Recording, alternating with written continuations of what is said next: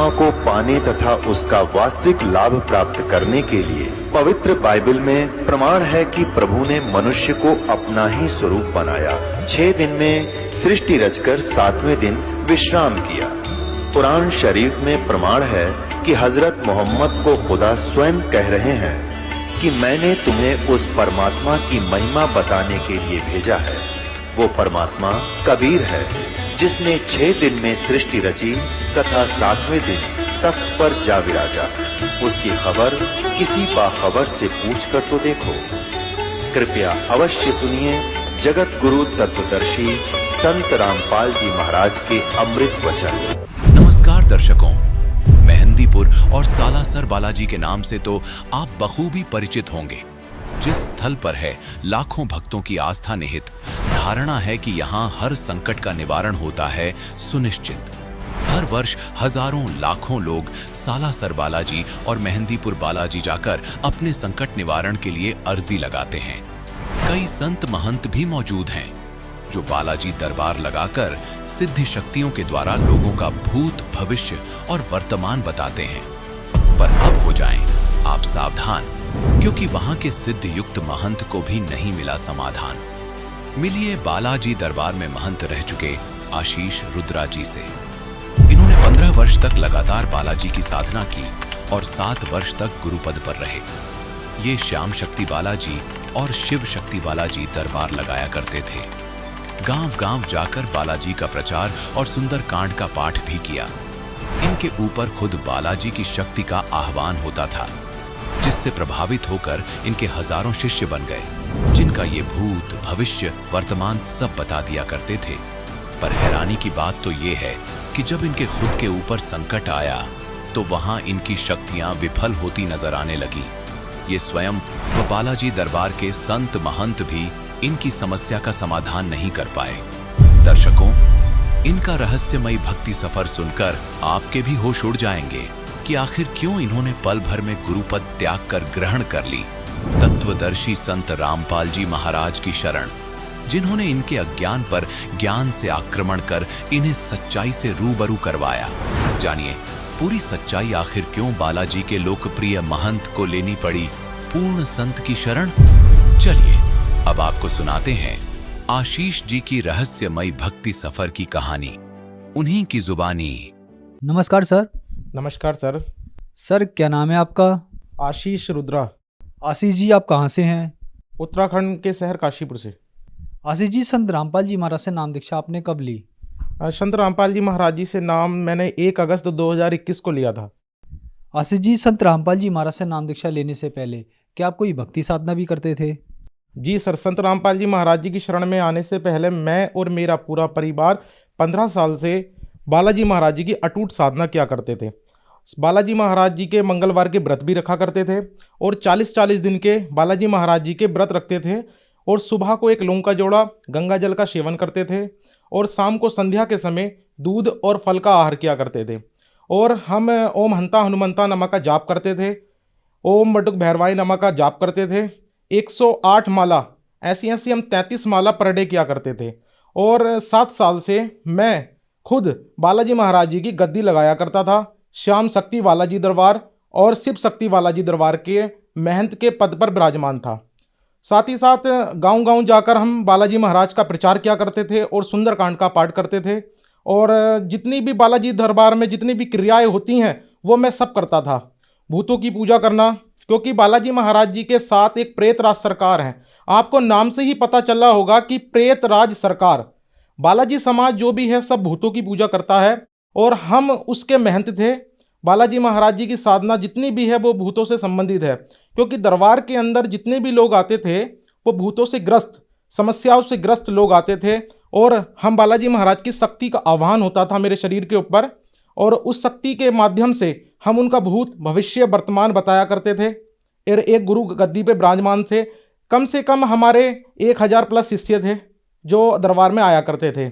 बालाजी महाराज जी की साधना के साथ साथ प्रेतराज जी की साधना होती। आपको नाम से ही लग रहा होगा प्रेतराज, प्रेतों की साधना बालाजी परिवार पूरा करता है। हम जो साधना करते थे उस साधना से मुझे मानसिक सुख नहीं था। मैं एक गुरु गद्दी पे विराजमान होने के बावजूद भी मुझे को मानसिक सुख नहीं था और हमारे घर के अंदर हमेशा गृह क्लेश बना रहता था। छोटी छोटी बातों पे खींचातानी हो जाती थी, धन का अभाव था, मम्मी की हमेशा तबीयत खराब रहती थी और लोगों के हम कहीं ना कहीं मसीहा थे।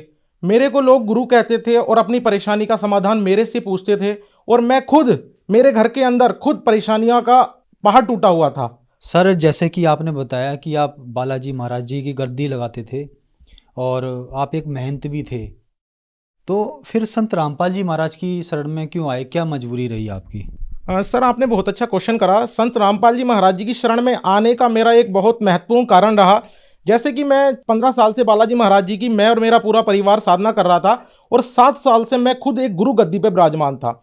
मेरे घर के अंदर एक ऐसी घटना घटित हुई, क्योंकि सर मैं आपको कहना चाहूँगा कि भक्ति इसलिए करते हैं कि जिससे मानसिक सुख हो और कभी अकाल मृत्यु ना हो। मेरे घर के अंदर खुद एक ऐसा घटना घटित हुई जिसने मुझे तोड़ कर रख दिया। मेरी बड़ी सिस्टर थी जिसकी हमने शादी करी और शक्तियों के आदेश अनुसार हमने उसकी शादी करी थी और 6 महीने के बाद वो उसका डिवोर्स हो गया और वो घर आ गई। वो परेशान रहने लगी और दरबार के अंदर हमेशा शक्तियों से भी और बालाजी से प्रार्थना करती थी कि हे मेरे बालाजी महाराज, ये मेरे साथ ही क्यों हुआ? हमने तो आज तक कभी किसी का दिल नहीं दुखाया, हमने कभी किसी को कोई परेशानी नहीं दी, ये मेरे साथ ही क्यों हुआ? जो शक्ति कहा करती थी, कहती थी कि बेटा तेरा जीवन उसी लड़के के साथ चलेगा, और ऐसा नहीं हो पाया। 25 जून 2021 को दिन शुक्रवार के दिन और उससे पहले मंगलवार को दरबार हुआ और वो लड़की भी बैठी थी और जो शक्ति भूत भविष्य वर्तमान बताया करती थी लोगों का, वो मेरे घर का न बता पाई। 25 जून 2021 को वो सुबह उठी ब्रह्म मुहूर्त में, उसने पूजा करी और अपने रूम के अंदर गई और उसने पॉइजन खा लिया। मुझे बिल्कुल एहसास भी नहीं हुआ कि मेरे घर के अंदर ये घटना घटित होने वाली है। और जब उसने पॉइजन खा लिया मुझे पता चला तो मैं बिल्कुल एक हैरान सा हो गया कि ये मेरे घर में कैसा हो गया। और मुझे इतना विश्वास था कि मेरे साथ ऐसा नहीं हो सकता था। और लोगों ने मेरे को टोन कसने शुरू करे, मेरे गांव वालों ने, मेरे मामा के लड़के ने, मेरे मौसी के लड़के ने, कि बालाजी महाराज को देखेंगे कि बालाजी महाराज में शक्ति होगी तो इस बच्ची को बचा देगी। सर एक बात कहना चाहूँगा, जब हम बालाजी मंदिर में बैठते थे तो हम भजन गाया करते थे कि बालाजी महाराज ने राई का पहाड़ करा है और पूरा समाज जानता है हनुमान जी के लिए लोक वेद इतना चला हुआ है कि हनुमान जी मुर्दे को जिंदा कर देते हैं और ऐसा करते हैं वैसा करते हैं। मैं खुद कहा करता था कि हनुमान जी की जो पूजा करेगा उसकी कभी अकाल मृत्यु नहीं होगी, और हमारे घर में ही ऐसा हुआ। लोगों ने मुझे टोन कसने शुरू करे कि हम देखेंगे बालाजी महाराज आज इस बिटिया को बचाएंगे नहीं बचाएंगे। मैंने बालाजी महाराज जी से प्रार्थना करी कि हे मेरे बालाजी महाराज, आज भगत की लाज रखना, इस बिटिया को जीवन दान देना। ऐसा नहीं हुआ और वो हमें छोड़ के चली गई। जब वो हमें छोड़ के चली गई तो मुझे फिर भी विश्वास था कि हो सकता है कि इसकी प्राण आ जाएं, क्योंकि हमने सुना है कि जो भगवान का भगत होता है वो इसके प्राण आ जाते हैं दोबारा। ऐसा नहीं हुआ। हमने बालाजी महाराज जी के चरणों में अरदास लगाई। वहाँ पर बालाजी महाराज के चरणों में जो अरदास होती है उसे अर्जी के नाम से डिफाइन करा जाता है और सवा मणि जो 21,000 की सवा मणि बालाजी महाराज जी को लगती है वो हमने लगाई। हमने प्रार्थना करी और घर के अंदर हम 40-40 दिन तक अखंड जोत जलाया करते थे। 3, एक शुद्ध देसी घी की और 2 शुद्ध सरसों के तेल की जोत जलाया करते थे। जब लड़की हमें छोड़ के चली गई, जब हमने उसका दाह संस्कार कर दिया, कहीं ना कहीं हम भगवान से परिचित थे तो इतना तो समझते थे कि अकाल मृत्यु हुई है वो, तब भी मेरा भरोसा नहीं उठा भगवान से। और जब लड़की को हमने दाह संस्कार कर दिया तो उसकी जो जीव आत्मा रात को मेरे पास आई और बोली कि भैया मुझे क्षमा कर देना। तो हम भगवान के संविधान से परिचित थे, हमने उसे क्षमा करा। मैंने सोचा भगवान को यही मंजूर था। फिर भगवान ने मेरे मन में कुछ क्वेश्चन उठाए। भगवान आज बताते हैं, मैं संत रामपाल जी महाराज की शरण में हूँ, एक वाणी याद आती है, बताना चाहूँगा। करे करावे साइया मन में लहर उठा, क्योंकि भगवान ने मेरे मन में कुछ प्रश्न उठाए कि जब नर के अंदर नारायण वास करता है तो वो पॉइजन किसने खाया, नारायण ने खाया या नर ने खाया। ऑटोमेटिकली मेरे मन में प्रश्न उठने लगे कि भगवान कौन है, कैसा है, कहाँ रहता है। और मैं एक महंत की गद्दी पे होने के बावजूद भी जब ये मेरे घर में हो सकता है, भाइयों मैं उन सभी से कहना चाहूँगा आपसे दिल से, जब मैं गुरु गद्दी पे बैठकर मेरे घर में ऐसा हो सकता है तो आप तो इतनी बड़ी साधना भी नहीं करते होंगे, आपके घर में कैसे पहाड़ टूटेंगे। और आज बालाजी महाराज के जितने भी सेवक हैं कहीं ना कहीं परेशान हैं, भूतों से ग्रस्त हैं। फिर मैं पूरे जितने भी महंत थे जो मेरे टच में थे, मैंने सभी को कॉल लगाया कि मेरे घर में एक घटना घटित हो गई है और ये कैसे हुई मुझे समझ नहीं आता। मैं मेहंदीपुर बालाजी महाराज के जो महंत हैं प्रेतराज दरबार के मोहनपुरी जी महाराज, मैंने उनसे बात करी, उन्होंने मेरी कोई बात का उत्तर नहीं दिया। मैंने सभी महंतों से संपर्क साधा, किसी ने मेरी उत्तर नहीं दिया। फिर मैं एक हमारे यहाँ बिजनौर एरिया पड़ता है और वहाँ मैं गया, एक संत है वहाँ फूल संदेह नाम से, उन संत के पास गया अपने क्वेश्चनों को लेकर, क्योंकि मैंने सुना था कि इन क्वेश्चनों का जवाब अब संत ही दे सकता है। जब मैं संत के पास गया तो संत ने कहा भगवान निराकार है, उसका कोई आकार नहीं है। मैंने पूछा कि जीव आत्मा मरने के बाद कहाँ जाएगी? उसने कहा कि ब्रह्म में लीन हो जाती है। मुझे मतलब अपने क्वेश्चनों का उत्तर नहीं मिला और मैं वहाँ से आ गया। फिर मैंने बालाजी दरबार गया, मैंने कहा शक्तियों से मेरी बात करूँगा मैं, जो शक्ति मैं उन्हें कहता हूँ, जो बालाजी महाराज का मंदिर में आह्वान होता है तो वहाँ से दूत आते हैं और वो प्रेत होते हैं, वो उनके ऊपर आते हैं। तो मैं एक महंत जी के पास गया था, उस महंत जी से मैंने कहा कि मुझे कुछ आपके महाराज से बात करनी है। तो उन्होंने मेरी प्रार्थना स्वीकार करी, दरबार में बैठे। यकीन मानना आप सभी लोग, जब वो शक्ति आई तो मैंने जब ये क्वेश्चन रखे तो उसने जो उत्तर दिए ना, वो दिन है और आज का दिन है, जीवन परिवर्तन हो गया। मैंने क्वेश्चन करे कि भगवान कौन है, कैसा है, कहाँ रहता है, क्या बालाजी महाराज कर्म बंधन को काट सकते हैं? तो उन्होंने मेरे से बोला कि आप 5 दिन बाद आना, इस क्वेश्चन का उत्तर हम घाटा मेहंदीपुर, जिला दौसा, राजस्थान, हनुमान जी से स्वयं पूछ के आएंगे। और ये मेरे पास ऑन रिकॉर्ड है, ये मेरे पास आज भी रखी है। उन्होंने बोला कि बेटा हमने तो कभी कहा ही नहीं कि आप हमारी भक्ति करो, और बालाजी महाराज ने साफ बोला है कि मैं कभी कर्म बंधन को नहीं काट सकता। फिर उन्होंने एक बात बोली कि श्री राम जी ने बाली को छुपकर मारा था और वही द्वापर में श्री कृष्ण बने और वाली वाली आत्मा भील बनी, उसने उन्हें मारा, तो कर्म बंधन तो हम भी नहीं काट सकते। मैंने बोला क्या बालाजी की साधना से मोक्ष संभव है? तो उन्होंने बोला बालाजी महाराज की साधना से मोक्ष संभव नहीं है। तो मेरे माइंड में एक रिपीट क्वेश्चन होता है, जितने भी बालाजी महाराज के साधक हैं वो सुंदरकांड का नित्य पाठ करते हैं, तो उसमें एक लाइन आती है, हनुमान जी बोलते हैं कि प्रात लेई जो नाम हमारा, ते ही दिन ताहे मिले ना आहारा। हनुमान जी उसके अंदर बता रहे हैं कि सुबह सुबह जो उठकर मेरा नाम लेगा उसे पूरे दिन आहार नहीं मिलेगा। वो मेरे अंदर माइंड में एकदम वो वाणी रिपीट हुई कि यार हनुमान जी ने तो मना करा है कि मेरी पूजा नहीं करनी। जब ये वाणी मुझे याद आई तो हनुमान जी तो इस वाणी में साफ साफ मना कर रहे हैं कि मेरी पूजा नहीं करनी है, तो और भगवान भी कोई और है। आप किसी को डाउट है तो सुंदरकांड उठा के आप इस चौपाई को पढ़ सकते हैं। तो जब मुझे लगा कि भगवान कोई और है जिसकी साधना से मोक्ष मिलेगा, तो यात्रा मैंने प्रारंभ करी और मैं अपने क्वेश्चनों का जवाब लेने के लिए जगह जगह जाने लगा, संतों के पास जाने लगा, जहां मुझे कहीं भी उत्तर नहीं मिला। जब ये वाणी मेरे माइंड में आई और ये मुझे आदेश मिला कि अपनी यात्रा को बढ़ा दो, जब मैं खोज के लिए निकला तो संतों के पास जाने लगा जहाँ पर कोई भी ज्ञान मुझे नहीं मिला। तो बेसिकली मेरा मेडिकल लाइन का व्यापार है और उसी लिस्ट में एक डॉक्टर JS धवन जो मेरे से मेडिसिन लिया करते थे, जो संत रामपाल जी महाराज जी के शिष्य थे। तो संत रामपाल जी महाराज जी के शिष्य ने मेरे को कहा कि एक बार आप आइएगा, आपसे कुछ वार्ता करनी है। तो मैं जब आया तो उन्होंने मेरे को कहा कि आप जो साधना कर रहे हो ये साधना व्यर्थ थी, और उन्होंने मेरे को एक पुस्तक दी, ज्ञान गंगा। उन्होंने कहा एक बार इस पुस्तक को पढ़ना और फिर बैठ के चर्चा करेंगे। मैं उस पुस्तक को घर ले गया, उस पुस्तक को मैंने अध्ययन किया। जो उस पुस्तक के अंदर सृष्टि रचना थी, जब उस पुस्तक के अंदर जो सृष्टि रचना मैंने पढ़ी तो मेरे कुछ क्वेश्चनों का जवाब मुझे मिल गया, क्योंकि मेरा क्वेश्चन था कि भगवान कैसा है और कहाँ रहता है। आज तक जितने भी महंत हुए हैं और जितने भी साधु संत हैं सब भगवान को कहते हैं कि निराकार है भगवान। उस पुस्तक में संत रामपाल जी महाराज ने सृष्टि रचना में भगवान का विस्तार से बताया है, और जब उस पुस्तक को मैंने पढ़ा तो सभी चीज़ आई। उस पुस्तक के अंदर संत रामपाल जी महाराज ने श्रीमद् भगवद गीता के बारे में बताया, और श्रीमद् भगवद गीता का मैं खुद पाठ किया करता था, मेरे घर के अंदर भी रखी थी, मेरे मंदिर में रखी हुई थी। और श्रीमद् भगवद गीता में एक अध्याय है, अध्याय नंबर 9 श्लोक नंबर 25, उसके अंदर बताया गया है कि जो भूत पूजेंगे वो भूतों को प्राप्त होंगे, जो पितर पूजेंगे पितर को प्राप्त होंगे, जो देव पूजेंगे वो देव बनेंगे।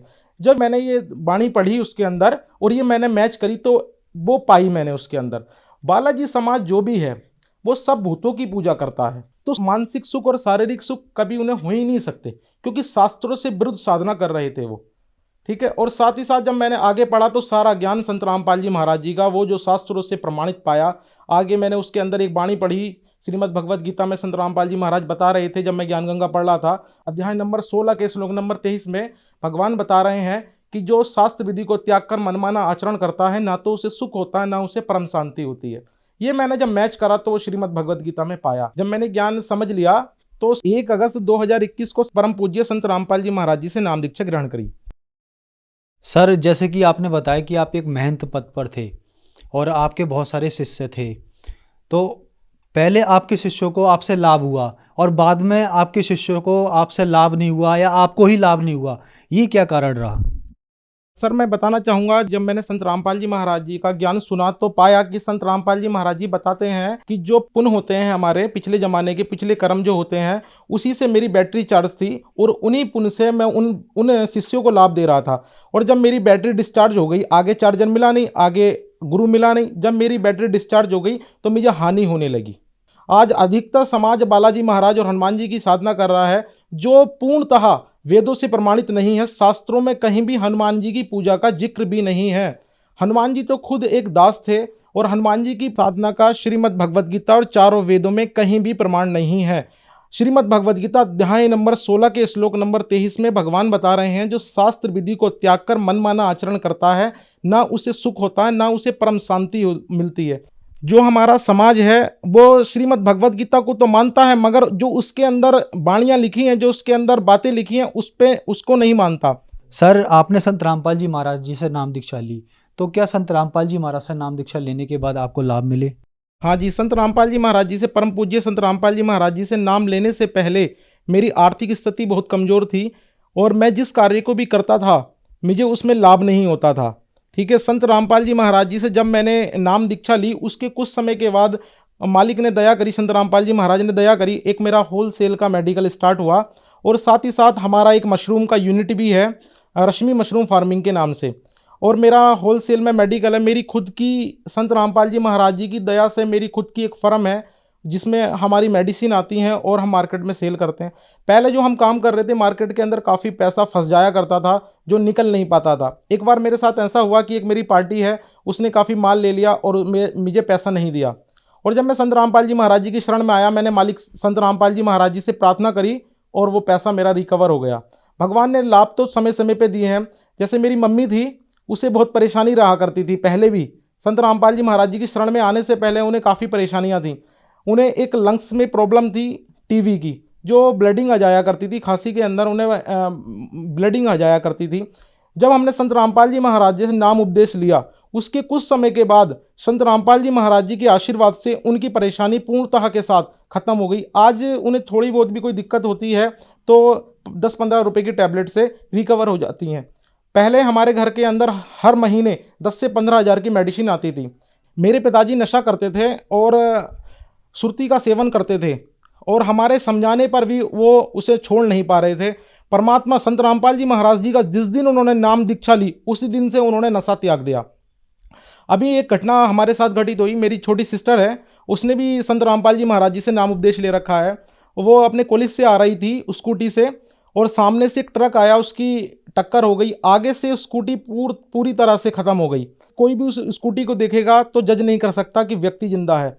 परमात्मा जी की, संत रामपाल जी महाराज जी की इतनी कृपा हुई कि उसके एक चोट भी नहीं आई। परमात्मा जी कहते हैं, संत रामपाल जी महाराज कहते हैं कि सदगुरु शरण आने से आई टले बला, जो सूली मस्तक में हो कांटे में टल जा। परमात्मा जी ने पल पल पे लाभ दिए हैं। सर आपने यहाँ पे एक बहुत अहम क्वेश्चन मार्क लगाया है कि आप एक महंत पद पे थे और सुंदरकांड किया करते थे आप भी, तो उसमें हनुमान जी ने खुद कहा है कि जो मेरी भक्ति करता है उसको उस दिन आहार ना मिले। मतलब हनुमान जी ने खुद अपनी भक्ति के लिए मना किया है। और आपने ये भी बताया कि आपके गुरुजी ने ये भी बताया है कि हनुमान जी की भक्ति शास्त्रों में प्रमाणित नहीं है। तो जो दर्शक आज आपको टीवी पर देख रहे हैं और खास करके जो महंत लोग हैं, उनके लिए आप क्या कहना चाहेंगे? मैं सभी बालाजी महाराज के जो भी सेवक हैं, जो उनके भगत हैं, मैं सभी को एक प्रार्थना करना चाहूँगा। और जो बालाजी दरबार में महंत गद्दी पर विराजमान है, उन सभी महंतों से, गुरुओं से एक प्रार्थना करना चाहूँगा। जब आपके बालाजी महाराज स्वयं कह रहे हैं कि मेरी भक्ति नहीं करनी है, तो हम उनकी साधना जो कर रहे हैं इसलिए हमें लाभ भी नहीं मिल रहे हैं। और बालाजी महाराज जी की, हनुमान जी की साधना किसी भी वेद के अंदर नहीं है, पूर्णतः वेदों से विरुद्ध है। इसलिए ना तो किसी भी को सुख हो रहे हैं, ना ही कोई शांति मिल रही है। मेरा आपसे हाथ जोड़ के निवेदन है, जो भी मुझे मेरे शिष्य देख रहे हैं, मैं आप जी से सभी से प्रार्थना करूंगा। और जो महंत गद्दी पर विराजमान हैं बालाजी दरबार के, एक बार आप अपने धर्म शास्त्रों को खोल के देखिए, एक बार संत रामपाल जी महाराज जी का जो ज्ञान है उसे सुनिए। संत रामपाल जी महाराज वेदों से प्रमाणित भक्ति दे रहे हैं। आप सभी जो गुरुपद पे विराजमान हैं महंत, मेरा सभी से हाथ जोड़ के प्रार्थना है कि आप जी के भगवान जो बालाजी महाराज हैं, वो तो साफ साफ अपनी भक्ति के लिए मना कर रहे हैं। तो जो हम जो भक्ति कर रहे हैं वो शास्त्रों के अनुकूल नहीं है। वर्तमान में संत रामपाल जी महाराज ही शास्त्रों के अनुकूल भक्ति दे रहे हैं। मेरा उन सभी महंतों से हाथ जोड़ के प्रार्थना है, एक बार आप संत रामपाल जी महाराज जी के ज्ञान को सुनिए और चिंतन कीजिए, मनन कीजिए, जो हम भक्ति कर रहे हैं क्या वो सही है। आप चंद पैसों के चक्कर में भोली भाली जनता को भ्रमित मत कीजिए। आप जी के कहने से किसी का जीवन बच जाए तो बहुत अच्छी बात है। आप जी भी संत रामपाल जी महाराज जी का ज्ञान समझिए एक बार। जब मैं महंत पद पे था तो ये उसका प्रूफ है, ये हमारी वेशभूषा हुआ करती थी उस समय। ये मैं आपको उसका प्रूफ दिखा रहा हूँ। जहाँ हम दरबार लगाते थे, ये शिव शक्ति बालाजी मंदिर है जहाँ मैं गद्दी पे विराजमान था। ये मैं खड़ा हूँ, आगे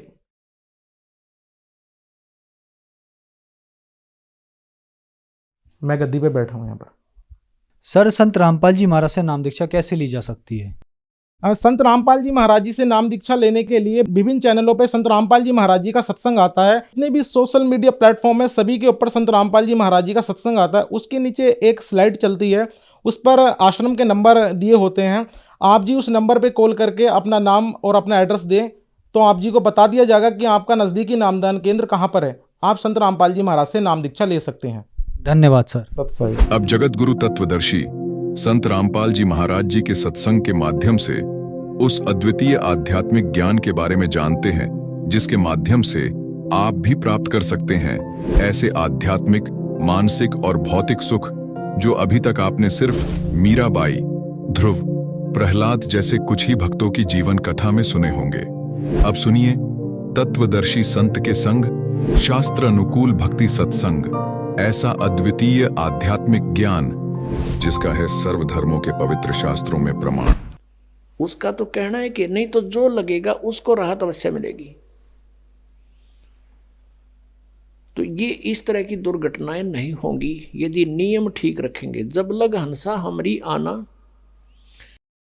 और काल लगे नहीं तेरा बाणा। जब तक हे परमात्मा कहते हैं हे जीवात्मा, जब तक तू हमारी मर्यादा में है तब तक काल का दाव नहीं लगेगा, काल का तीर नहीं लगेगा।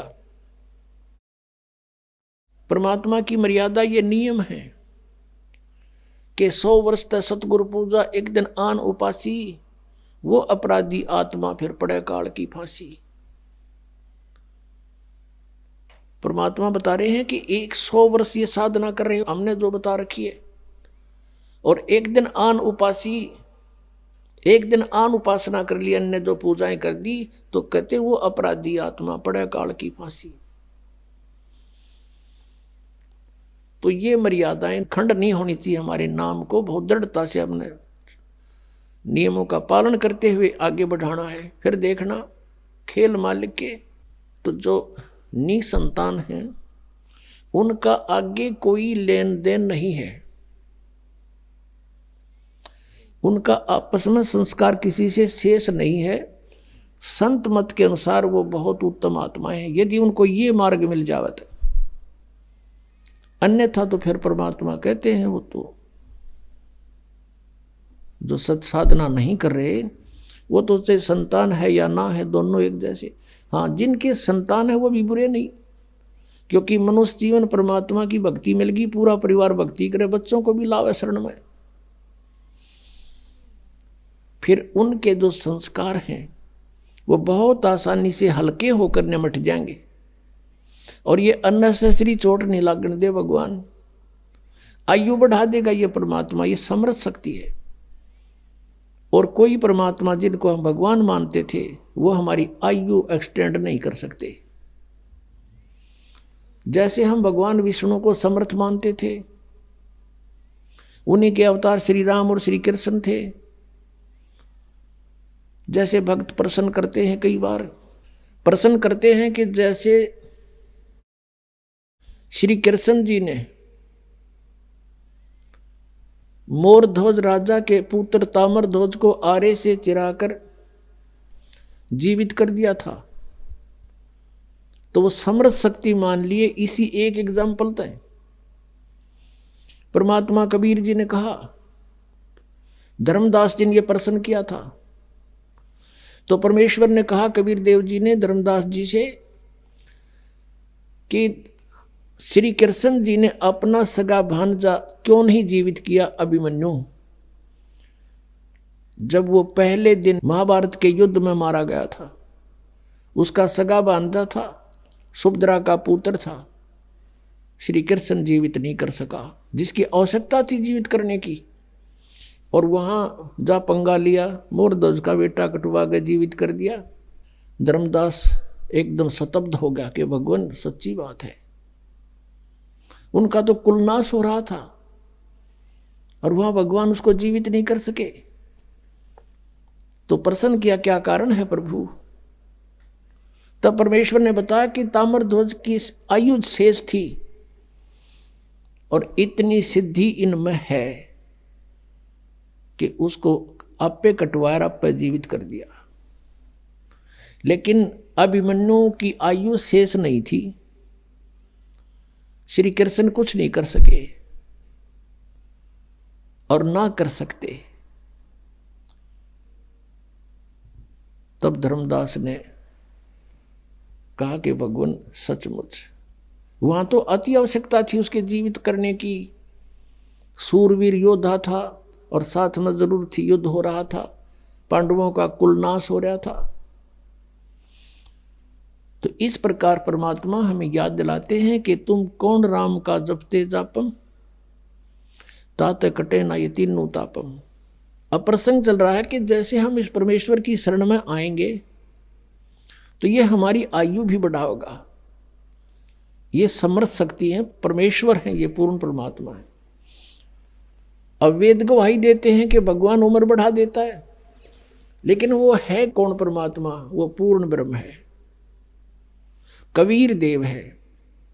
आपको थोड़ा सा यहां दिखाते हैं कि समर्थ शक्ति देखो, बगैर सुनी सुनाई बातें तो हमने बहुत सुन रखी है, दंत कथाएं सुन रखी है।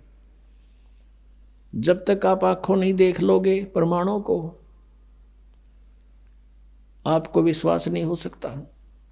क्योंकि हमने वेदों की आड़ में जो भी वक्ता होते थे, पुराणों का, वेदों का और गीता जी का रेफरेंस देकर सत्संग किया करते थे।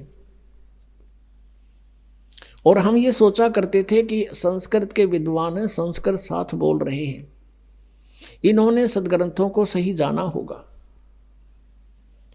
और ये कहा करते थे कि जो प्रारब्ध है वो तो भोगना ही पड़ेगा, जिसकी आयु जहां समाप्त होगी वो तो होगी ही होगी, इसका कोई विकल्प नहीं। और परमात्मा की महिमा गुणों में लिखा है कि परमात्मा हमारी आयु बढ़ा सकता है, हमारे जीवन में आने वाले संकटों का नाश कर सकता है। वो कर कैसे सकता है? जो उसकी साधना सत्य हो, शास्त्र अनुकूल हो, तब उनको सब राहत मिलती है। परमात्मा हमारी आयु भी बढ़ा सकते हैं, आपको वेदों में दिखाते हैं। क्योंकि शिक्षा का हमें एक लाभ है तो यही है कि हम सदग्रंथों को स्वयं समझ सकते हैं। और जब तक हम नहीं समझेंगे, कोई भी हमें बंडा दे, कुछ भी कह दे, हम उससे की मान लेंगे। जिस कारण से आज तक हम यह भटक रहे हैं और इन नकली संतों के पीछे लटक रहे हैं। ये देखिएगा, ये है ऋग्वेद, आपको दिखाते हैं ये कहाँ से प्रकाशित है। सर्वदेशिक आर्य प्रतिनिधि सभा, महर्षि दयानंद भवन, रामलीला मैदान, नई दिल्ली से। उनके फोन और फैक्स नंबर ये है। ये मुद्रक है Prince Offset Printers, 1510 Pataudi house, Daryaganj, Nai Delhi से। ऋग्वेद मंडल नंबर 10, सूक्त 161 161 और मंत्र नंबर 2 में, यदि रोगी नष्ट जीवन शक्ति वाला हो, यानी जिसका जीवन नष्ट होने वाला हो गया है, यदि अथवा सीमा से परे चला गया है, यदि मृत्यु के समीप पहुंच गया ही है, तो भी उस रोगी को ये देखिए ना, दयानंद के भक्ता ने मैं वैद्य लिख दिया यहाँ पर, क्योंकि दयानंद ये मानता था भगवान कुछ नहीं कर सकता, ना रोग काट सकता, ना उम्र बढ़ा सकता, इसलिए यहां लिख दिया मैं वैद्य। कष्टप्रद रोग के पंजे से छुड़वा लाता हूं और 100 शरद ऋतुओं तक जीने यानी 100 वर्ष तक के लिए इसको बलयुक्त करता हूं। अब यहाँ जो इन्होंने जानबूझ कर बकवाद करी, इस मूल पाठ में इसमें वेद का जिक्र नहीं, क्योंकि वेद कोई मेडिसिन की बुक नहीं है, ये भगवान की जानकारी महिमा है इसके अंदर। अब यहाँ तो ये न लिख दिया, फिर परमात्मा कहते हैं चोर चोरावे तुंबड़ी, वो गड्ढे पानी में, वो गड्ढे हुआ ऊपर आवे ना, सच्चाई छानी ना है। लेकिन कहीं ना कहीं परमात्मा ने इनकी आंखें बंद कर ही दी, जहां इन्होंने सच्चाई लिख दी, ना चाहते हुए भी लिख दी, भगवान ने लिखवा दिए। तो क्या लिखे थे ये देखना, ऋग्वेद मंडल नंबर 9 सूक्त 80 और मंत्र नंबर इसका भी 2। हे परमात्मन, आप उपासकों की आयु के बढ़ाने वाले हैं। यहाँ भूल गए वैद्य लिखना। देखा परमात्मा के चोर चुरावे तुमड़ी गाड्डा पानी में, वो गाड्डा हुआ ऊपर आओ ना, सच्चाई छानी ना। और दिखाता हूं इन्हीं के अनुवाद में, ये देखिएगा एक और दिखाते हैं इन्हीं परमात्मा। देखो ये दास अगर आपको अनुवाद करके या बताओ वैसे तो नहीं जच्चे, क्योंकि ये आपका तो यकीन हो जा, पर ये होड़ ना दें, ये कहकर आपको भ्रमित कर देते कि रामपाल को संस्कृत ना आती, ये वेदों के अनुवाद करेगा। और यही हमारे भगवान कबीर साहब के बारे में इन्हें टांग अड़ाई थी कि कबीर अशिक्षित है, अक्षर ज्ञान नहीं, ये संस्कृत का मामला, ये सदग्रंथों को समझना इस जुलाहे के बस का कहाँ, ये झूठ बोलता है। और परमात्मा सारी सच्ची कहा करते थे। 600 वर्ष पहले ये बात बताया करते, तो दास आपको सदग्रंथों से रूबरू करा रहा है, और उन्हीं से आज परमात्मा ने अनुवाद करवा रखे हैं। इन्हीं के अनुवाद में परमात्मा ने दया बख्शवा दी। नन्नू कौन कहे मैं काल हूं, और वो भगवान कोई और है। गीता में सारे रेफरेंस दे दिए, मालिक ने कहा दिया, उसका उसने पता ही नहीं वक़्त के बोल गया, और सच्चाई बुलवा दी दाता ने उस ब्रह्म काल ते कि वो परमात्मा तो कोई और है, और मैं तो काल हूँ, सबको खाने आया हूँ। जब तो उसने आंडी पाक के कही थी कि यहाँ कोई अपना टोकरियाँ नहीं कि मैं कह दूँ, और कह दी सच्ची, अब हमारा काम आ गई। अब देखो ये ऋग्वेद है, इसका द्वितीय भाग है। ये लंबी बड़ी जल्द में है। ये प्रकाशक हैं पंडिता राकेश रानी, और ये कहाँ से छपा है, प्रधान कार्यालय वेद मंदिर महात्मा वेद भिक्षु सेवा आश्रम लेखराम नगर इब्राहिमपुर मुखबेलपुर दिल्ली, दूरवास इतना, दान संस्थान। और ये है इसका अनुवादक महात्मा वेद भिक्षु भारतेंद्र नाथ, और दान संस्थान करोल बाग नई दिल्ली से इसने इसका अनुवाद किया है। देखिएगा ये है ऋग्वेद मंडल नंबर 10 सूक्त 161, ये 161, और ये दूसरा मंत्र इसका। इसने बहुत बढ़िया अनुवाद किया। सच्चाई, यदि किसी रोगी की जीवन शक्ति समाप्त हो, उसकी आयु ना रही हो, यदि वह सीमा से परे हो गया है, यदि वह मृत्यु के सन्निकट चला गया है, तो भी उसे मैं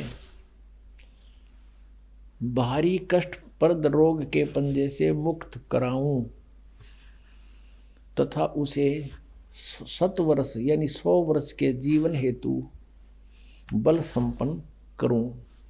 भावार्थ में भी सही लिखा है इसने, यदि रोगी की जीवन शक्ति समाप्त हो, यानी उम्र खत्म होगी, वो आयु हो रही है और उसका रोग सीमा से पार हो गया है, तब भी परमात्मा उसे इस कष्टप्रद रोग से मुक्त कर 7 वर्ष यानी 100 वर्ष का जीवन दे सकता है। अब बिल्कुल सही लिखा है पर, क्योंकि परमात्मा की महिमा है, या किसी वैद्य की और दवाइयाँ की किताब नहीं है। ये देखिएगा ऋग्वेद मंडल नंबर 9 सूक्त, ये 80 का है, यहाँ 82 गलत लिख रखा है इन्हें, क्योंकि ये यहाँ से शुरू हुआ है 80 से और आगे 82 अलग होता है। ये यहाँ से है, ये 79वां सूक्त समाप्त हो गया, ये 80वां चल पड़ा और इसका ये 2 मंत्र यहाँ है, यहाँ आगे 82 शुरू हो जाता है, इसलिए 81 यहाँ लिख दिया उन्होंने, 81 भी पूरा हो गया। तो ये ऋग्वेद मंडल नंबर 9 सूक्त 80 है, ये 81 यहाँ 81वां है, ये 80वां सूक्त यहाँ समाप्त होता है। यहाँ देख, ये इसके दूसरे मंत्र में ऋग्वेद मंडल नंबर 9 सूक्त 80 समझो 80। हे परमात्मन, आप उपासकों की आयु के बढ़ाने वाले हैं, जो कि तुम। बिल्कुल सही किया इसने। अपने आत्माओं, हमने उस परमात्मा की शरण ग्रहण करनी है जिसके गुण वेद गावें। परमेश्वर स्वयं कहते हैं, वेद मेरा भेद है, मैं ना वेदन के माही, और जौन वेद से मैं मिलूं ये वेद जानते ना ही।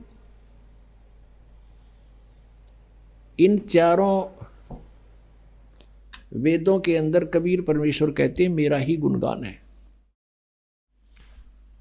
अपने द्वारा रची हुई सृष्टि को परमात्मा ही स्वयं आकर बताते हैं। वो क्या बताते हैं कि आप यहां कैसे आकर फंस गए इस काल के जाल में।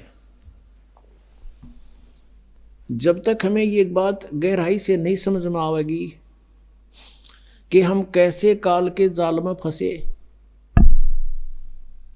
एक पल का भरोसा नहीं, ना जाने कब और के बिजली गिर जाए इस गंदे लोक में।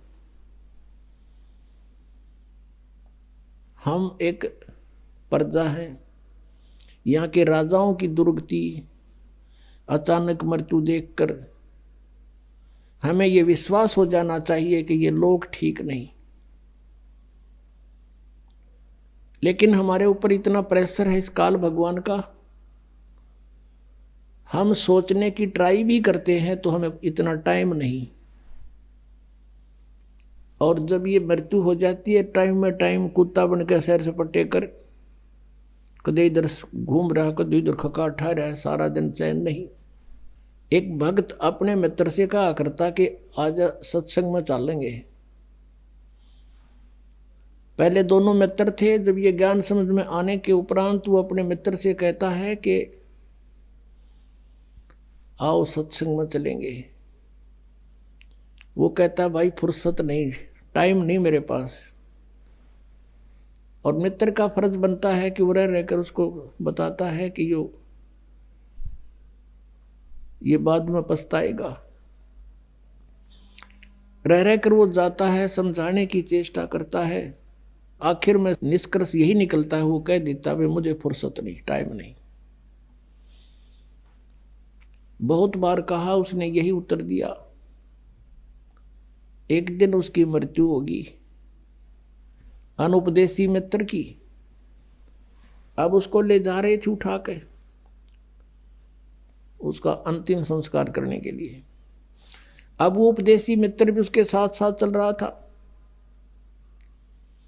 और कह रहे थे राम नाम सत्य है, सत्य बोलो गत है। और वो कह रहा था आज भाई ने फुर्सत है। वो तो ये पूरा डायलॉग बोल रहे, जब वो एक बार कह दे आज भाई को फुर्सत है, दूसरे कहने लगे भाई तू नो ना बोले, इनका तो चोट लाग रही है, इनको तो इतना, इनका युवा व्यक्ति मर गया और तू मजाक की बात कर रहा है। नो बोला भाई मजाक की ना कर रहा, मैं रो हूं अब इसको। पहले मैं और ये मित्र थे, मैं इसने आधी रात को अर्धरात्रि ना के कह देता चल वहां चलेंगे सांग देखने, ये जब मेरे साथ हो लिया करता। और खोटे कर्माड़ा इसने 20 बार रोया मैं, तू आजा मेरे साथ। मुझे भी ये कहता था कि तेरा तो दिमाग खराब हो लिया, मेंटल हो गया तू। छोटे छोटे बच्चे ये के नुए पड़ जाएंगे। अब पूछो इसके कौन पालेगा बच्चे? अरे तेरा गजब हो। परमात्मा कहते हैं अपनी महिमा आप बताओ, हमें समझाओ। उस समर्थ की रीढ़ छुपाई। परमात्मा कहते हैं कि मां के गर्भ में उस परमात्मा ने तेरी परवरिश की, और उस समय ना तेरा कोई भाई था, ना बहन, ना माता की को भी उसका पता नहीं था तेरा बच्चा कैसे पल रहा है तेरे पेट में। अब वही बच्चा बाहर आते ही डेली आधा आधा किलो दूध पीने लग जाता है। और वहां कौन पहुंचा रहा था उसके लिए? तो कुछ भी सिस्टम किया, परमात्मा का जुगाड़ था सारा। और बाहर भी वही उसका संरक्षक है। अपने बच्चों को परमात्मा से जोड़ देना चाहिए, हमारा परम कर्तव्य है। जब ये बात समझ में आ जाती है, और जो बच्चे युवा हैं, माता पिता वृद्ध हो लिए, वो कुछ पुराने रंग में रंगे हुए हैं, तो कोशिश करें उनको समझाने की। जोर जबरदस्ती नहीं करे, रह रह कर ज्ञान सुनावे, प्यार से समझावे। और अपने परिवार को, रिश्तेदार को जहां तक भी आप जा सकते हो, समझा सकते हो, आपका परम कर्तव्य है। परमात्मा की भक्ति छोड़ के यदि कोई और कार्य संसार में प्राणी, मनुष्य जीवन प्राप्त प्राणी कर रहा है, भक्ति नहीं कर रहा है, तो वह गलती कर रहा है। परमेश्वर की वाणी में लिखा है कि अगम निगम को देख ले, और बुद्धि विवेक विचार, उदय अस्त का राज मिले तो वे नाम बेगार। बेगार किसे कहते हैं? पहले समय में, आज से लगभग 40 वर्ष पहले, ये पुलिस वाले, इनके थानों में जो है ना व्हीकल नहीं हुआ करते, ये न्यू किसी ने पकड़ दिया करते। कोई टेम्पू वाले ने, कोई जीप वाला मिल गया, फिर उसने सारा दिन रेल बनाए रखते उसकी। ऐसे एक टेम्पू वाला पकड़ दिया और उसको सुबह ले गए 6 बजे, और शाम रात ने छोड़ा 12 बजे।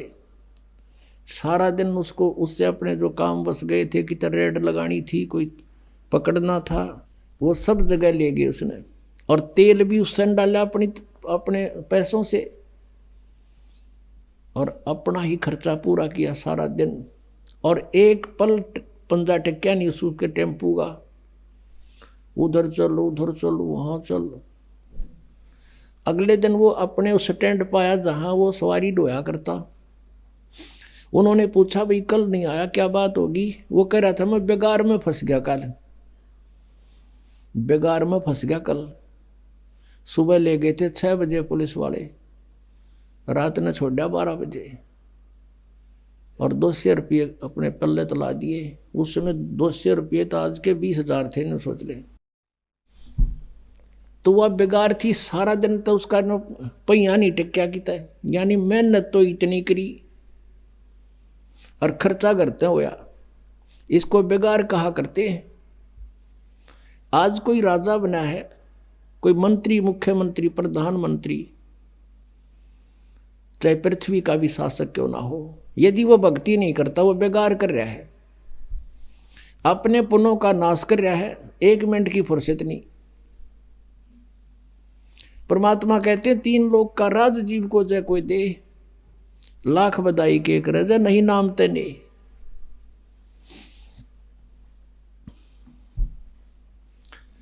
कबीर ये जग निर्धना, कबीर सब जग निर्धना, धनवंता ना कोए, धनवंता सो जानियो जिस पे राम नाम धन होए। परमात्मा कहते हैं ये सारा संसार निर्धन है, ये धनवान नहीं है। और जिस आधार से तुम इसको धनवान मानते हो ये उसका है नहीं। परमात्मा कहते काया तेरी है नहीं, या कोठी कितने हो, या माया कहाँ से हो, चरण कमल में ध्यान राख इन दोनों ने खो। या काया भी नासवान, या कोठी भी तेरी नहीं, या कार तेरी नहीं, फैक्ट्री तेरी नहीं। ये मन में पल्ला गांठ लगा ले, पक्की धारणा कर ले, फिर रहे कोठी में, शरीर में भी रहना जब तक इसका लिखा हुआ है मालिक ने, और दया करेंगे और बुढ़ा भी देंगे। यदि भक्ति करना चाहोगे तो फिर सब कुछ होते हुए भगवान की भक्ति अवश्य करना पड़ेगा। इतनी सी बात है। सारा कुछ कहकर लास्ट में भगवान यही कहते हैं कि मानुष जन्म पाके नहीं रटे हरि नाम, और जैसे कुआ जल बिना फिर बनवाया क्या काम। अब यदि मनुष्य जीवन पाकर हम भक्ति नहीं करते हैं तो जैसे कोई कुआ बना रखा है और उसकी बहुत बढ़िया कंस्ट्रक्शन भी कर रखी है और पानी उसमें है नहीं, जल है नहीं, तो यूजलेस है वह स्ट्रक्चर, कितना सुंदर बना रखा हो। ऐसे ही उसका नाम कुआ अवश्य है लेकिन गुण कुएं के नहीं। इसी प्रकार मनुष्य के जीवन की तुलना करते हैं परमात्मा कि जो भक्ति नहीं करते वो जल रहित कूप समझो, यानी नाम मनुष्य है लेकिन गुण मनुष्य के नहीं। तो इससे आप समझ गए होंगे कि मनुष्य जीवन किस लिए प्राप्त हुआ है, इसकी आवश्यकता क्यों है। नहीं तो एक मनुष्य जीवन की जगह पर एक और पशु पक्षियों का बन जाता। ना लाइट की जरूरत थी, ना बिजली बनानी, ना जहाज बनाने, कुछ भी जरूरत ना थी। मनुष्य जीवन की आवश्यकता परमात्मा पाने के लिए है और ये वैसे नहीं मिलता। मानुष जीवन दुर्लभ है, मिले न बारंबार, बहुत ही दुर्लभ है, तो इसका लाभ उठाना। अब मनुष्य जीवन पा करके हम परमात्मा का ज्ञान समझ सकते हैं, परमात्मा को पहचान सकते हैं। तो पुण्यात्माओं, सबसे पहले हमें यह जानना अनिवार्य हो गया कि हम यहां कैसे फंसे, यहां क्या औचित्य अपने जीवन का। आज सारी सुविधाएं आपके पास हैं और राम बुलावा आ गया, फिर क्या करेंगे, इस क्या काम आई हमारा ये सारा जीवन जिसके ऊपर न्यौछावर कर दिया। परमात्मा कहते हैं भक्ति बिना क्या होते है, भरम रहा संसार, रति कंचन पाया नहीं, रावण चलती बार। सर्व सोने की लंका थी वह रावण से रणधीरम, एक पलक में राज विराजी जम के पड़े जंजीरम। सर्व सोने की लंका थी, हम तो कोठी बढ़िया बना लेंगे कि तो उसकी बढ़िया चिप्स चाप्स लगा लेंगे, वो तो सोने की बना रहा था, श्रवण की, गोल्ड की। और चलते समय कहते हैं एक रति सा एक ग्राम भी साथ नहीं ले जा सका। तो फिर हम क्यों डले ढोरे यहां पर।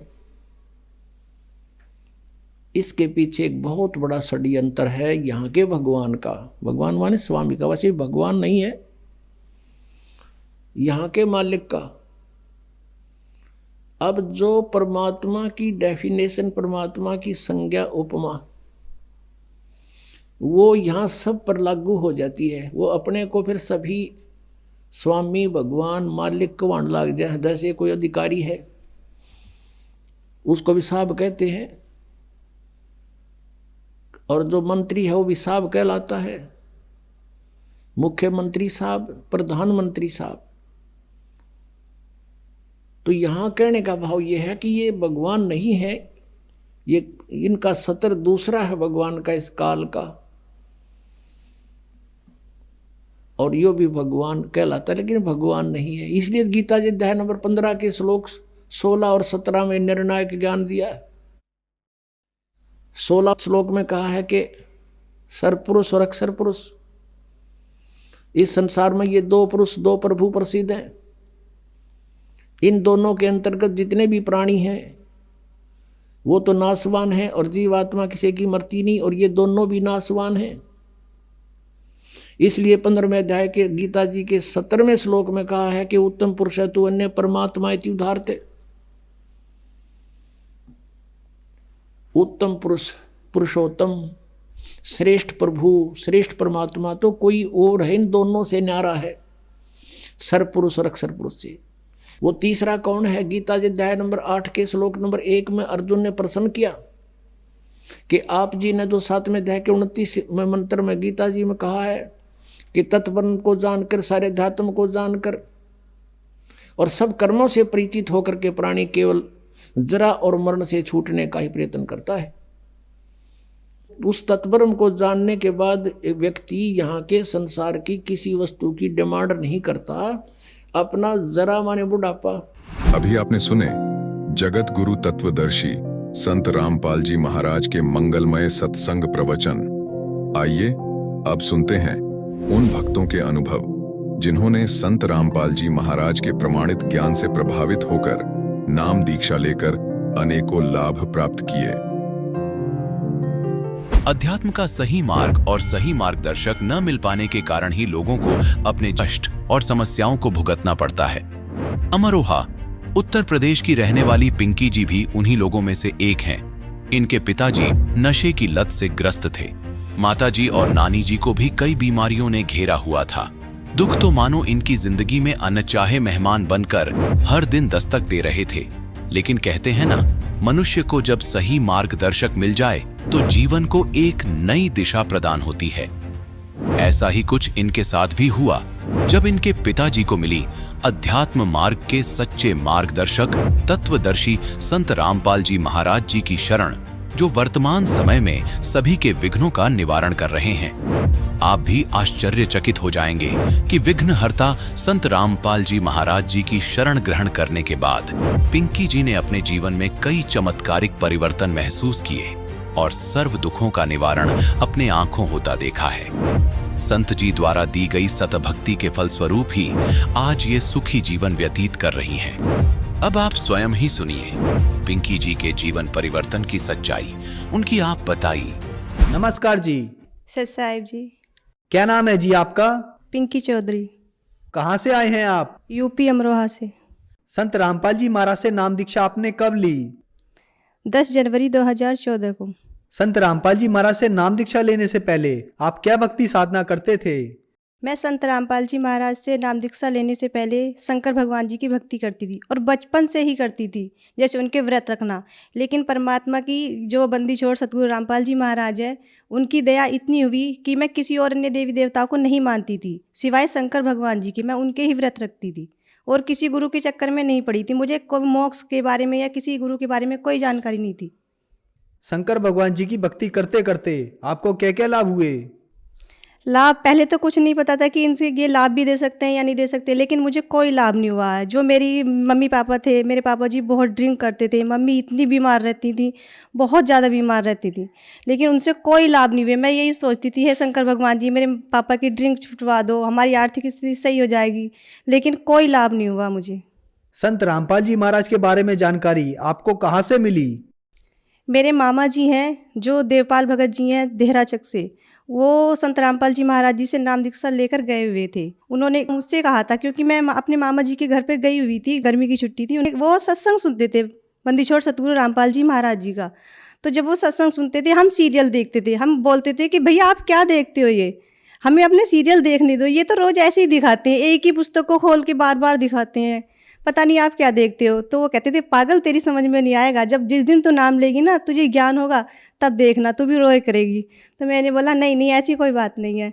तो फिर अगले दिन उसने कहा, एक काम करते हैं कि हम जो बुआ जी को लेकर चलते हैं, क्योंकि मम्मी बहुत बीमार रहती थी और बुआ जी ठीक हो जाएंगी। मैं बोला भैया एक काम करो, तुसी जो है ना मम्मी नू लेके नहीं जाओ, पापा जी नू लेके जाओ, क्योंकि पापा जी हमारे ड्रिंक करते थे और अगर पापा जी शराब पीनी छोड़ देंगे ना तो हमारा सारी फैमिली अच्छी हो जाएगी। तो बोला ठीक है मैं कोशिश करता हूँ। मेरे मामा जी का लड़का मेरे पापा को सतलोक आश्रम बरवाला लेकर गए। मेरे पापा जी ने संत रामपाल जी महाराज जी से नाम दीक्षा ली और नाम दीक्षा लेने के बाद वो घर पर आए। उन्होंने हमसे बताया, मुझसे, मम्मी से, मेरी छोटी सिस्टर थी, भैया थे, सबसे बताया। तो जब मुझसे कहा, पापा आके तारीफ़ कर रहे थे सतलोक आश्रम बरवाला की कि वहाँ पे फ्री खाना मिलता है, वहाँ का रहन सहन ऐसा है, सभी भगत इतने प्यार से बात करते हैं और मतलब देसी घी के बता रहे थे कि सब सामान ऐसे बनता है। तो मैंने कहा पापा से कि पापा जी आप तो बस ऐसे ही करते हो, कोई पागल नहीं है कि इतना आपको इतना सब कुछ देगा। बोले नहीं बेटा एक बार चल के देखना। मैं बोला चलो ठीक है, मैं घूमने चलती हूँ। पापा जी मुझे ले गए घुमाने के लिए। मैं घूमने गई थी, ना कि नाम दीक्षा लेने गई थी वहाँ पे। लेकिन जब मैंने वहाँ पर जाकर देखा, जो रामपाल जी महाराज जी हैं उनकी ऐसी दया हुई कि मैंने भी फिर नाम दीक्षा ले ली। संत रामपाल जी महाराज से नाम दीक्षा लेने के बाद अनेक से भक्तों को लाभ होते हैं, तो क्या आपको भी कोई लाभ हुए? जी हाँ, संत रामपाल जी महाराज जी से नाम दीक्षा लेने के बाद मुझे सबसे पहला लाभ, जो मानव जीवन का मूल कार्य होता है, यानी कि जिसे मोक्ष कहते हैं, 84 लाख योनियों से जो पीछा छूटता है, मुझे मोक्ष मिलने की सही विधि, सही भक्ति विधि मुझे प्राप्त हुई। और जैसे शारीरिक लाभ होते हैं, मेरे पित्त की जो थैली होती है, गुर्दे में पथरी होना तो आम बात होती है, लेकिन मेरी पित्त की थैली में पथरी थी और 6 9 mm की इतनी पथरी थी और मेरे इतना दर्द होता था, इतना दर्द होता है कि डॉक्टर कैप्सूल भी देते थे और मेरे इंजेक्शन भी लगाते थे, तब जाकर मुझे थोड़ी शांति मिलती थी। लेकिन मुझे कोई लाभ नहीं हो रहा था। सबने ये बोल दिया था कि ऑपरेशन होगा इसका, तभी इसके पित्त की थैली पथरी की निकलेंगी। लेकिन मैंने संत रामपाल जी महाराज जी से सिर्फ प्रार्थना की थी कि गुरुजी मेरे ऐसे ऐसे पथरी हैं। तो संत रामपाल जी महाराज जी ने कि मात्र आशीर्वाद से ही मेरी वो पथरी, आज 3 साल हो चुके हैं, मेरे ना ही कोई दर्द है ना कोई पथरी है, बिल्कुल कुछ भी नहीं है। और मेरे पापा जी जो ड्रिंक करते थे, ना ही वो ड्रिंक करते हैं। मेरी मम्मी, उनकी हालत इतनी ख़राब रहती थी, वो भी बिल्कुल सही है, आज अच्छे से काम करती हैं, चलती फिरती हैं, आराम से चलती हैं। और मेरी नानी जी हैं, मेरी नानी जी को शुगर की बीमारी, गठिया बाई, मेरी नानी जी की टांगों में भी इन्फेक्शन था, वो चल नहीं पाती थी। उनके लिए एक स्टिक बनी हुई थी, डॉक्टर ने दे दी थी, वो उनसे ही चलती थी और हम पकड़ पकड़ के लेके जाते थे उन्हें। लेकिन संत रामपाल जी महाराज जी से नाम दीक्षा लेने के बाद आज वो बिल्कुल सही हैं। अगर किसी को विश्वास नहीं आए तो मेरी नानी जी भी मेरे साथ है, आप देख सकते हैं, ये मेरी नानी जी है जो आज बिल्कुल सही सलामत आपके सामने खड़ी हैं। नमस्कार जी। सत्साई जी। जैसा कि आपकी बेटी ने बताया कि आपको शुगर की बीमारी थी, गठिया की बीमारी थी, आप चल फिर नहीं सकते थे, तो क्या ये सच है? हाँ जी, ये सच है। मुझे गठिया बाई भी थी और मुझे शुगर भी था और मेरी टांगों से बेकार हो गई थी, बस खाट पर पड़ी रहती थी, उठा कर ये रखती थी मुझे। आज मैं बिल्कुल सही हूँ, सिर्फ सतगुरु रामपाल जी महाराज के आशीर्वाद से ही सही हुए, उनसे प्रार्थना लगाई थी। संत रामपाल जी महाराज से नाम दीक्षा लेने के बाद आपको बहुत लाभ प्राप्त हुए। आप भगत समाज को क्या संदेश देना चाहेंगे? जी, मैं भगत समाज से हाथ जोड़कर प्रार्थना करना चाहती हूँ कि जो आप दर दर की ठोकरें खाते हैं, कोई शिव जी की भक्ति करता है, कोई किसी और की भक्ति करता है, तो आइए और संत रामपाल जी महाराज जो हरियाणा में बैठे हुए हैं, जैसे हमारे परमात्मा कहते हैं कि पूरा पश्चिम उत्तर दक्षिण फिरदा दाने दाने नू, सर्वकला सतगुरु साहिब दी हरियाणे हरियाणे नू। तो परमात्मा हरियाणे में आए हुए हैं, उन्हें पहचानो। क्योंकि आज जो शिक्षित समाज है, पहले तो ये धर्मगुरु हमारा बेवकूफ़ बनाते थे, हमारे जो दादा परदाता हैं वो पढ़े लिखे नहीं थे, लेकिन समाज तो शिक्षित है। हमारे जो सतगुरु रामपाल जी महाराज जो वेद शास्त्र खोल कर बता रहे हैं कि भगवान कौन है, उसकी पहचान करो। और सभी शास्त्र यही बताते हैं कि जो कबीर साहब है वो पूर्ण परमात्मा है। हमारी गीता जी प्रमाण के साथ बता रही है कि जो कबीर साहब है वो ही पूर्ण रूप से पूर्ण भगवान है, पूर्ण ब्रह्म वही है। सभी से मैं हाथ जोड़कर प्रार्थना करना चाहती हूँ कि संत रामपाल जी की शरण में आओ और उनसे नाम दीक्षा लेकर अपना कल्याण करवाओ। धन्यवाद जी। सत साहिब जी।